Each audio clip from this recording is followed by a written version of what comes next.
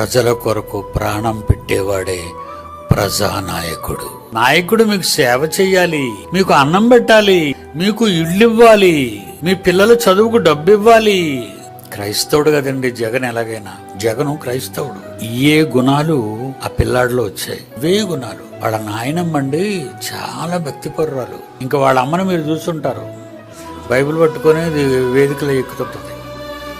జగన్ వాళ్ళ అమ్మగారు క్రైస్తవ కుటుంబం గనక క్రీస్తు గుర్తు వచ్చేస్తాడు వాళ్ళకి. అందుకే నిజంగా చెప్పండి, ప్రపంచ దేశాలలో రాష్ట్రాలలో ఎక్కడా జరగని ప్రజాసేవా కార్యక్రమాలు ఒక్క ఆంధ్ర రాష్ట్రంలో మాత్రమే జరుగుతున్నాయి.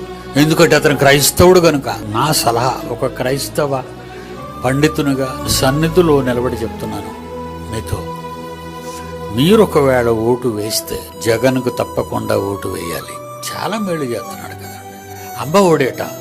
అమ్మ ఒడంటే అమ్మ గర్భవతి బిడ్డను కనగానే ఒడిలోకి బిడ్డ రాగానే డబ్బిచ్చేయాలా, డబ్బిస్తున్నాడు. పిల్లలు బడి, మున్సిపాలిటీ బడులు ఉన్నారు, మన పిల్లలు చదివించుకునేవాళ్ళం కాదు, పెద్ద పెద్ద స్కూల్లో చదివించుకునేవారు.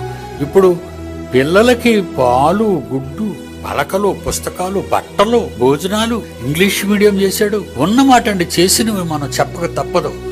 ఈ చెయ్యలేని వాడికి చెయ్యలేదు అని చెప్తున్నాం, చేసి ఆయన్ని చేశాడు అని చెప్తాం. చేస్తున్నాడు.